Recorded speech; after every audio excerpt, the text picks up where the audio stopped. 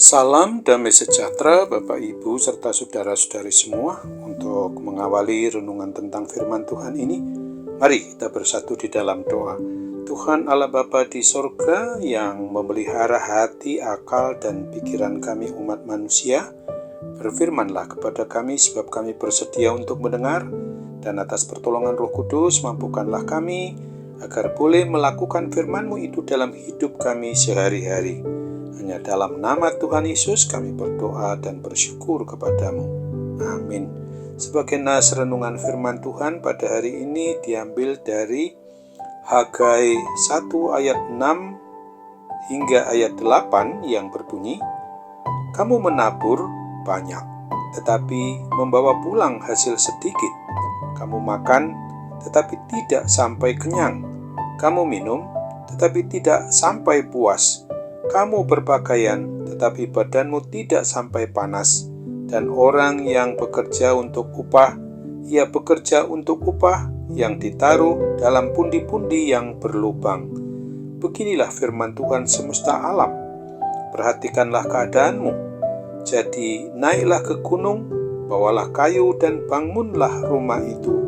Maka aku akan berkenan kepadanya dan akan menyatakan kemuliaanku di situ, firman Tuhan. Sebagai tema yang diangkat dari nas renungan kita ini adalah peringatan Tuhan bagi umatnya agar mengutamakan untuk membangun rumah Tuhan.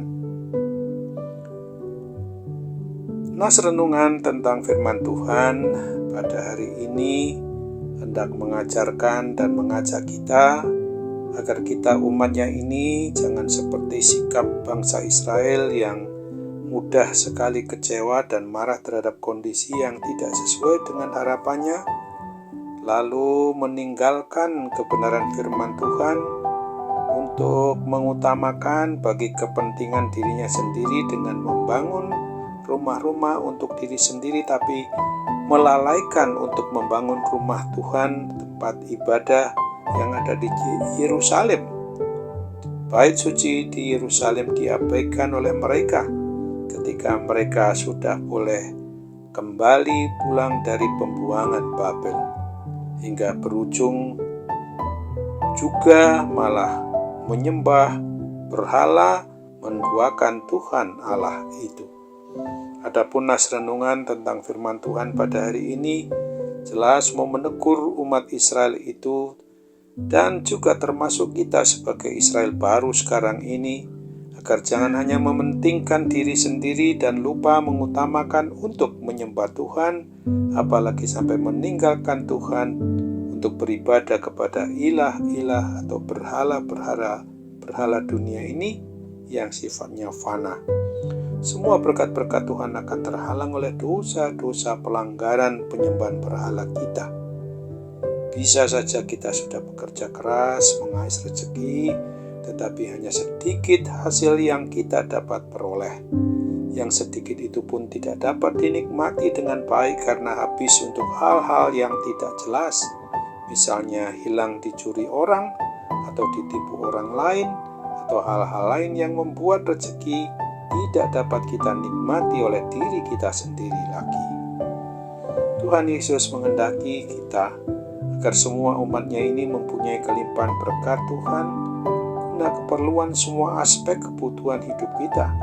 Dan satu-satunya cara yang harus kita perlakukan adalah bahwa apabila selama ini kita lalai membuat hidup kita ini untuk bisa menyenangkan hati Tuhan dengan menyediakan diri kita ini yang sesungguhnya sudah difirmankan kepada kita adalah hati kita ini bait Roh Kudus, tempat di mana Roh Kudus untuk mengendalikan seluruh aspek diri kita.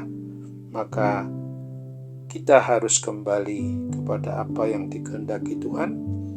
Seyogianya kita memang harus menyembah, memuji dan memuliakan satu-satunya Allah yang Maha Besar, yang sudah menyatakan diri di dalam Yesus Kristus, dan dalam persekutuan Roh Kudus Ia hadir untuk memeliharakan kita siang dan malam dan kapanpun dimanapun kita berada.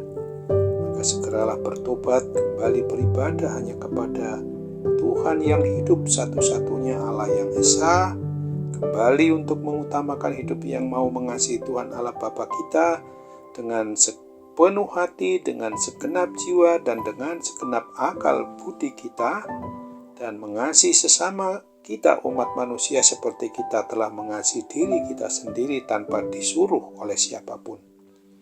Karena Tuhan kita Yesus Kristus sudah berjanji bahwa setiap umatnya yang mau mengasihi Dia dengan taat dan setia untuk beriman percaya yang dinyatakan dalam hidup setiap kita yang masih diberi kesempatan untuk hidup taat setia beribadah hanya kepadanya, maka pastilah kita akan diberkati oleh Tuhan dengan segala macam kelimpahan karunia maupun berkat, tentu saja yang sesuai dengan kehendak-Nya. Sesungguhnya kita sebagai orang yang beriman, percaya kepada Kristus, hendaknya kita selalu aktif untuk memohon pertolongan dan bimbingan kuat kuasa Roh Kudus, agar kita dimampukan untuk hidup mengasihi Tuhan dengan segenap hati, dengan segenap jiwa, dan dengan segenap akal budi kita. Sudah selayaknya kita harus selalu berusaha hidup kudus, sehingga mau menuruti hukum kasih yang diberikan oleh Tuhan sebagai ungkapan rasa syukur atas semua berkat yang sudah kita terima. Oleh sebab itu marilah kita ingat apa yang dinyatakan dalam Mazmur 128 ayat 1 dan 2 ini. Berbahagialah setiap orang yang takut akan Tuhan, yang hidup menurut jalan yang ditunjukkannya.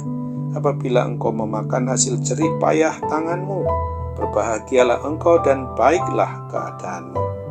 Amin. Mari kita kembali bersatu dalam doa.